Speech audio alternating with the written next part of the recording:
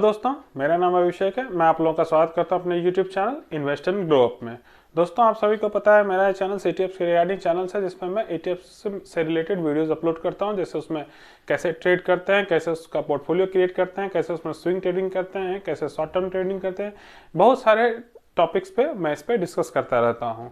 तो दोस्तों, जो भी नए व्यूअर्स मुझसे जुड़ते हैं उनसे हमेशा एक ही अनुरोध रहता है कि वो मेरे रिसेंट वीडियोस को देखने से पहले पुराने वीडियोस को जरूर देखें, ताकि जो भी उनके मन में क्वेरी है वो वहाँ पे उसका सॉल्यूशन जरूर मिल जाएगा उनको। अगर नहीं मिलता है तो आप बिल्कुल स्वतंत्र हैं, आप कमेंट्स में क्वेरी करें, मैं उसका जवाब जरूर दूंगा।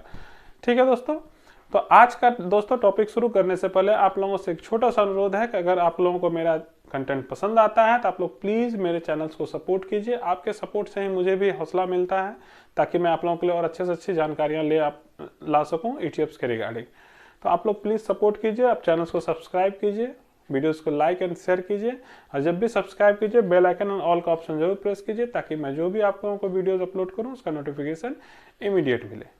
तो चलिए दोस्तों, आज का जो मैं टॉपिक बताने वाला हूँ वो मैं चाह रहा हूँ कि जो भी फ्रेश इन्वेस्टर हैं, जो भी नए इन्वेस्टर हैं, ठीक है, जो मार्केट में नए आए हैं, उन्हें यही ज़्यादा जानकारी है, उन्हीं को मैं उन्हीं पे एक फोकस करते हुए आज मेरा ये एक टॉपिक है, ठीक है, जिससे बहुत लोगों को बेनिफिट्स होगा और शायद कॉन्फिडेंस बढ़ेगा ETF में क्यों आना चाहिए या नहीं आना चाहिए। इन सभी चीज़ों पे डिसीजन लेने में आपको थोड़ी आसानी होगी।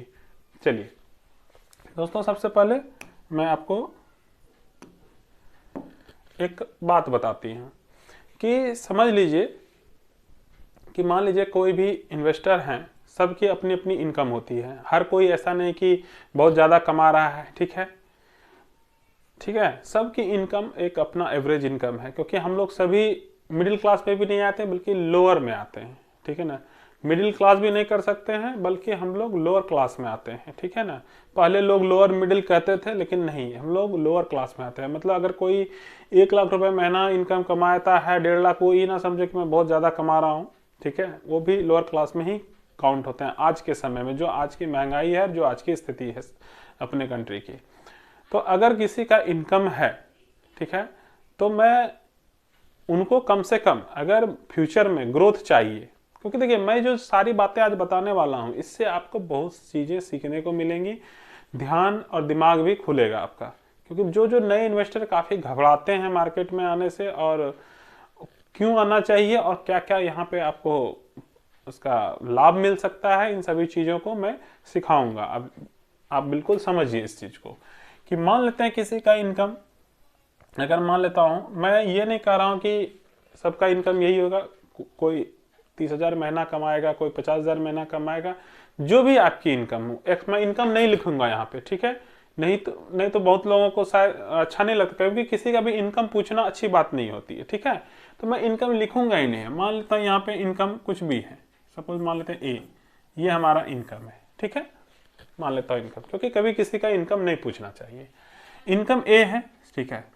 तो इसमें क्या होता है कि सबसे पहले इन्वेस्टमेंट को अपने एज ग्रुप के अनुसार बांटिए, ठीक है। मान लेते हैं किसी का एज ग्रुप, सपोज कोई यंग है, 24-25 साल का लड़का है, नौकरी ज्वाइन किया है, ज़्यादा उस पर प्रेशर है नहीं, तो वो आराम से कोशिश करे जो भी आपकी सैलरी है, ठीक है, उसका कोशिश कीजिए कम से कम 40%, ठीक है, सेविंग करने का, ठीक है, 40% सेविंग करने का, ठीक। ये एज ग्रुप, जैसे कि मान लीजिए कोई 25 साल का लड़का है, ठीक है ना, अगर उनकी जॉब है या जहां से भी इनकम है, या बिजनेस है, कुछ भी है, इनकम जो भी हो रहा है आपका मंथली इनकम, उसमें कोई कोशिश कीजिए 40% सेविंग करने का।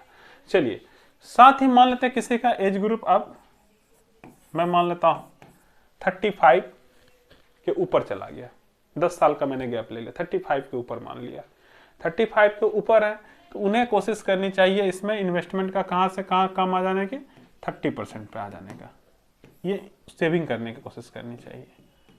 वैसे इतनी हो नहीं पाती है, जब 35 क्रॉस कर जाते हैं तो बच्चे, परिवार, फैमिली का बहुत सारा प्रेशर आ जाता है, वो मैं समझ रहा हूँ, ठीक है। तो फिर भी कोशिश करनी चाहिए 30% की कम से कम सेविंग। 70% तो आपका खर्च होगा ही होगा, क्योंकि बच्चे की पढ़ाई, स्कूल, बहुत सारी चीज़ें होते हैं। चलिए, ये कोशिश करनी चाहिए, ठीक है। और C मैं कैटेगरी मानता हूँ जो 35 से ऊपर चले जाते हैं, जिनका खर्च बढ़ जाता है, दवाई मेडिसिन बहुत सारी चीजें उनकी खर्च बढ़ती चली जाती है। ठीक है, तो उन एज ग्रुप्स का मैंने माना है 20% के आसपास सेविंग करिए। ठीक है, बस इतना ही, उससे ज्यादा हो भी नहीं पाएगा उनसे। ठीक है, ये होना चाहिए। अब ये मैंने एज ग्रुप के हिसाब से आपको बांट दिया। अब इन्वेस्टमेंट का तरीका क्या होना चाहिए?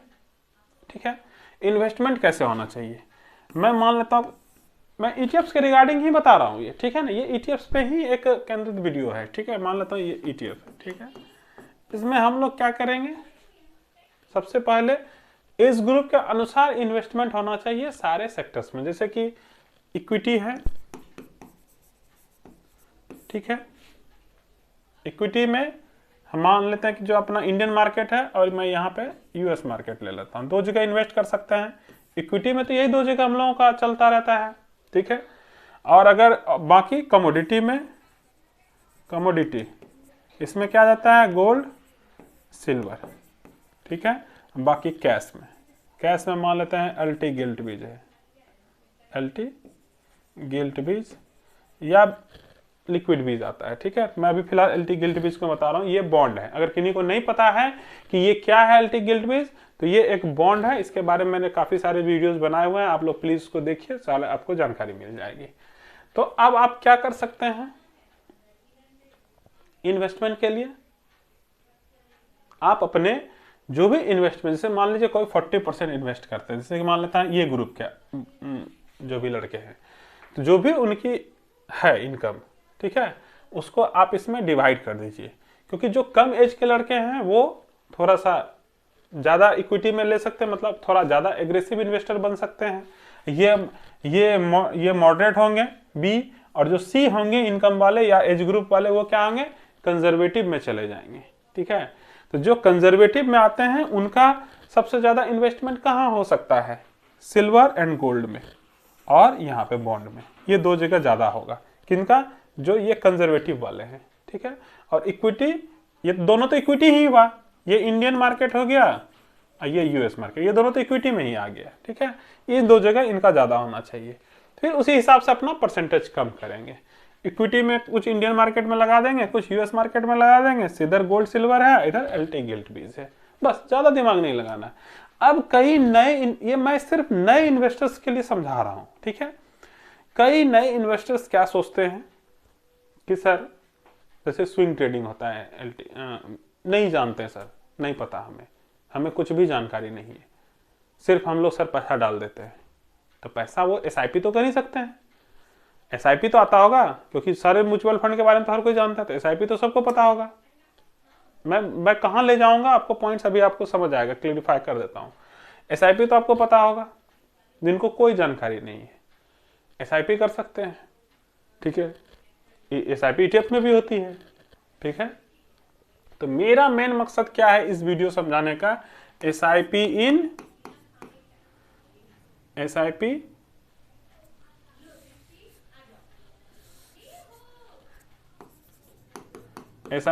ईटीएफ। ठीक है ना, मेरा मेन बताने का मुद्दा यही है, जो मेरा टॉपिक है आज का, एसआईपी इन ईटीएफ कैसे करते हैं या कैसे करना चाहिए।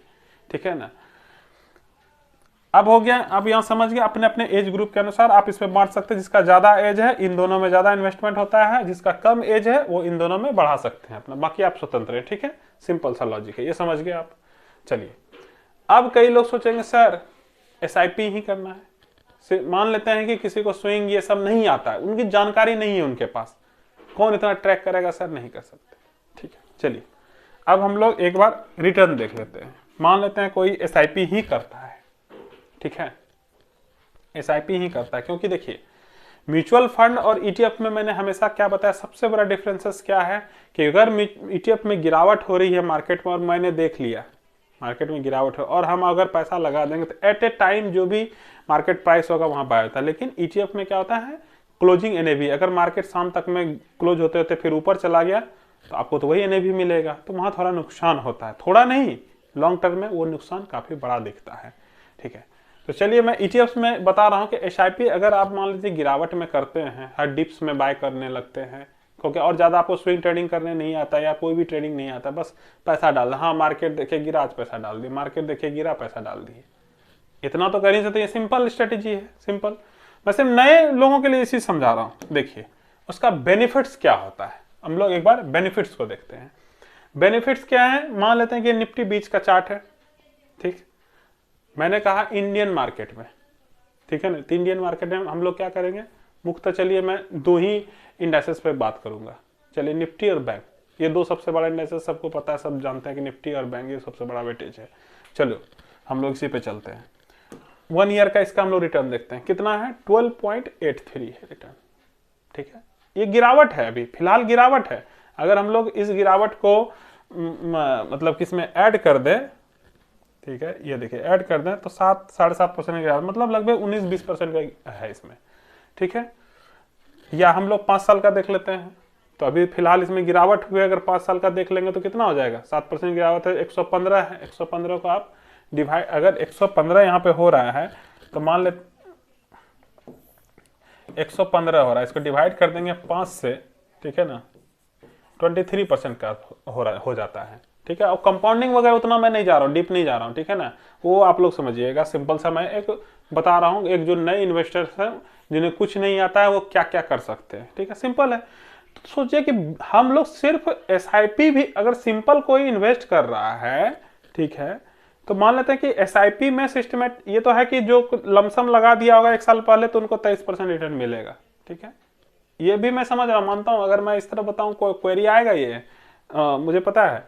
लेकिन मान लेते हैं कि थोड़ी इसमें मान लेते हैं रिटर्न कम आएगा, कितना आएगा, कम कर लेते हैं, मान लेते हैं 18% ही मैंने यहाँ पे रिटर्न मान लिया।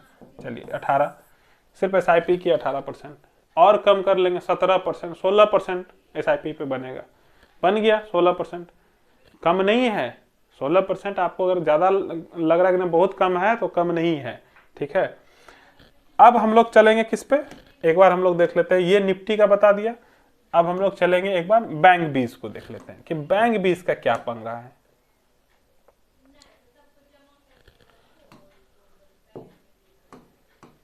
एक बार हम लोग बैंक 20 को देख लेते हैं कि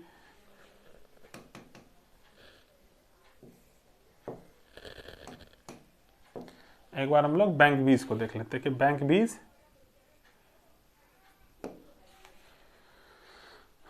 एक बार हम लोग बैंक 20 के चार्ट को देख लेते हैं। तो बैंक 20 क्या कहता है, देखिए बैंक 20 का जब हम लोग 1 ईयर का लिखेंगे, इसने रिटर्न ज्यादा दिया नहीं है, ये तो सबको पता है, ठीक है।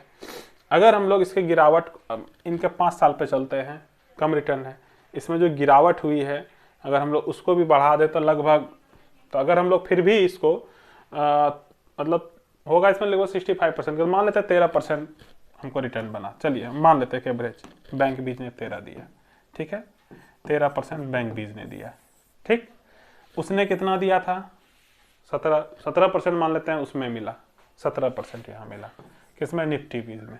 फिर हम चले इसी दो में चलते हैं, ज्यादा दिमाग नहीं लगाते, क्यों, नए हैं तो ज्यादा हम सेक्टर थीमेटिक ये सब उतना दिमाग नहीं लगाते, जिनको नहीं जानकारी, एकदम सिंपल वे में मैं बता रहा हूँ। इतना हो गया दो में। यूएस मार्केट चलेंगे, यूएस मार्केट में सबको पता है मून 100 सबको जानकारी है। तो चलिए एक बार हम लोग क्या करते हैं, मून 100 को देख लेते हैं कि मून 100 में क्या हो सकता है। चलिए ठीक है ना, मैं सिंपल बता रहा हूं एकदम आसान भाषा में, ठीक है। बहुत लोगों को ये वीडियो शायद हो सकता है बोरिंग लगे, लेकिन जो नए इन्वेस्टर्स हैं उनको मैं समझाना चाहता हूं, उनको कॉन्फिडेंस कैसे आए वो सीख सकते हैं इस वीडियो से। देखिए मैंने 1 ईयर का यहाँ देखा 54%, काफी हैवी रिटर्न है। 54% मानते हैं हम लोग नहीं ले सकेंगे। एक आम जो लमसम बायर होगा, यहाँ पे जो लमसम बाय किया होगा 1 साल पहले, उसको 54 मिलेगा। जिसने SIP किया उसको तो कम हो जाएगा, ऑटोमेटिक उसका रिटर्न परसेंटेज कम होगा। कितना, चलिए मानते हैं इसमें कितना होगा, मान लेते हैं 40%। 40% हो गया है, ठीक है, 40% इधर, ठीक, 40% यहाँ। एक ही मैंने मून 100 का बताया, इसमें मफांग भी आता है, ठीक है ना, तो वो उसको मैं नहीं ले रहा हूं, वो थोड़ा ज्यादा एग्रेसिव हो जाता है। नहीं, मैं सिंपल एक जो मॉडरेट पोर्टफोलियो है उसी हिसाब से मैं बताया। मान लेते 40% यहाँ हो गया। अब चलते हैं सिल्वर पे, एक बार हम लोग सिल्वर देख लेते हैं कि चलिए सिल्वर का क्या रहता है। हम लोग एक बार यहाँ सिल्वर 20 देख लेते हैं।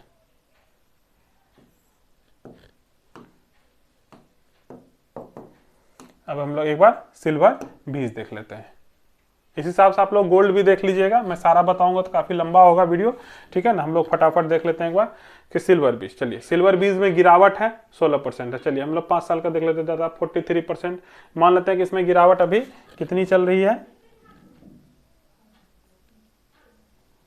लगभग 8 साढ़े 8% की गिरावट। अगर 8% इसमें ऐड करते चलिए मान लेते हैं 50% है, ठीक है। लमसम बायर होंगे तो 50 मिलेगा, एसआईपी करेंगे तो चलिए कम हो जाए, मतलब 40% इसमें मान लेते हैं, ठीक है। तो अब आप सोच लीजिए 40% यहाँ हो गया। अब हम लोग एक बार क्या करते हैं, एलटी गिल्ट बीज को भी देख लेते हैं, तब उसके बाद हम लोग एक बार अपना एनालिसिस कर लेंगे, ठीक है ना। हम लोग एक बार एलटी गिल्ट बीज का देख लेते हैं, ठीक है। 1 ईयर का 9.63%, चलिए 5 ईयर्स का 33%। अगर हम लोग इसमें माने लगभग 7% के आसपास एवरेज रिटर्न मानते हैं, चलिए 7% के आसपास रखते हैं इसमें। इसमें क्या है, पैसा एसआईपी नहीं बल्कि इसमें पैसा रखा हुआ रहता है, या आप चाहे तो इसमें एसआईपी के तौर पे भी इन्वेस्ट कर सकते हैं। मान लेते हैं किसी को थोड़ा पैसा डालना है, जरूर है कि बैंक पोस्ट ऑफिस से अच्छा यहाँ रिटर्न रहता है इसका, ठीक है। कि 1 ईयर का अगर हम रिटर्न देखते हैं तो देखिए 9% से ज़्यादा है, तो काफ़ी ज़्यादा रिटर्न है बैंक और पोस्ट ऑफिस वगैरह से इसमें, ठीक है। तो अब हम लोग मोटा मोटी पकड़ते हैं इसमें, चलिए मैं इसमें 7% मानता हूँ, 7% से 8% के आसपास का रिटर्न मानता हूँ, 8% मान लेता हूँ, चलिए मोटा मोटी। तो अब हम लोग क्या डाटा यहाँ एनालिसिस करेंगे, देखिए अब हम लोग क्या डाटा एनालिसिस करेंगे कि इंडाइसेस। अब हम लोग यहाँ बैंक निफ्टी और इसको पकड़े थे, ठीक है, निफ्टी और बैंक को पकड़े थे, ठीक है, ठीक है ना। उसमें उसका मान लेते हैं एवरेज रिटर्न हमको 15% मिला, दोनों को जोड़ के एवरेज निकाल दिए। यूएस मार्केट में अगर आप मून 100 लिए हैं और मफांग लेंगे तो उसका रिटर्न बहुत ज्यादा है, 70% से भी ज्यादा का रिटर्न है 1 साल का। तो चलिए वो सबको नहीं लेते, उसका मोटा मोटी रिटर्न मान लेते हैं हम 40% वहां पे, ठीक है ना, एवरेज रिटर्न मान लेते, इससे ज्यादा ही होगा, और दोनों को रखता है कोई तो उससे ज्यादा का ही रिटर्न बनेगा, चलिए 40, ठीक है। और गोल्ड सिल्वर में कितना बनेगा, गोल्ड सिल्वर में भी मान लेते हैं कि आप एक बार हम लोग फिर से एक बार गोल्ड सिल्वर का देख लेते हैं। गोल्ड सिल्वर का क्या है, एक बार अगर हम लोग सिल्वर को फिर से एक बार एनालिसिस कर लें कि सिल्वर ने क्या किया था, 5 ईयर्स का हम लोग देख लेते हैं एक बार, क्योंकि मुझे ध्यान में नहीं रहा कि शायद 5 ईयर्स में इसने क्या रिटर्न दिया है। एक बार हम लोग इसका 5 ईयर्स का देख लेते हैं। तो 5 ईयर्स का लगभग यही है रिटर्न, लगभग है इसका रिटर्न, अगर इसमें ऐड कर दें तो 51% के आसपास का रिटर्न है इसका। तो सबको कहेंगे सर 10-12% ही रिटर्न दे रहा है, यही होगा ना। लेकिन 1 ईयर का रिटर्न इसका काफी हैवी रिटर्न है, ठीक है ना। 1 ईयर में इसने काफी ज्यादा दे दिया, लेकिन हम इतना रिटर्न नहीं मान के चलेंगे इसका, क्यों, क्योंकि हमें लॉन्ग टर्म का व्यू लेके चलना है इसमें कि 5 ईयर्स में इसने कितना दिया। तो 5 साल में इसका अगर रिटर्न देखेगा तो एवरेज रिटर्न ये 14-15% के आसपास चला जाता है इसका रिटर्न, ठीक है, 14% मानते हैं, चलिए। तो यही मुझे 5 साल का इसका व्यू मैंने नहीं चेक किया था इसका, चलिए हम लोग एक बार अब व्यू हम लोग यहाँ अपना बनाते हैं। तो मान लेते हैं कि इसमें 7% मान लिए, इसमें मान लेते हैं हमको 14 या 15% मान लिए, ठीक है। तो 15, 40 और इधर 7। तो इस हिसाब से मैं ऐसा नहीं कर रहा हूँ कि आप इतना ही लीजिए, इससे भी थोड़ा कम ही मिल जाए आपको, ठीक है। लेकिन अगर एसआईपी करते हैं ढंग से तो क्या रिटर्न नहीं बनेगा यहाँ। मैं इतना बताने का मतलब क्या है कि आपको कॉन्फिडेंस आए, कैसा नहीं कि सर हमको कुछ नहीं आता है तो हम लोग क्या कर लेंगे, कैसे इन्वेस्ट करेंगे, शुरुआत कहां से करें। ये बहुत सारे सवाल आते हैं, आगे बढ़ने में बहुत लोगों का पैर कांप जाता है, क्या कहां करेंगे, हमें तो कुछ जानकारी नहीं है, कोई बताता नहीं है, सब करोड़ों लाखों की बात कर रहे हैं, हमें तो कुछ भी नहीं समझ में आता। कुछ नहीं है, आप देखिए सिंपल, आप किसी के पास कुछ भी पैसा नहीं है, एसआईपी भी करने से डरते हैं, क्या डर है एसआईपी तो आप शुरुआत 1000-1500 से भी लोग कर सकते। देखिए तो इसका रिटर्न देखिए और क्या जा रहा है रिटर्न इसमें परसेंटेज, आपको सारी चीजों को मैंने बता दिया, कैसे कैसे करना है, किस एज ग्रुप को कैसे इन्वेस्ट करना चाहिए, कैसे सेविंग करना चाहिए, ठीक है।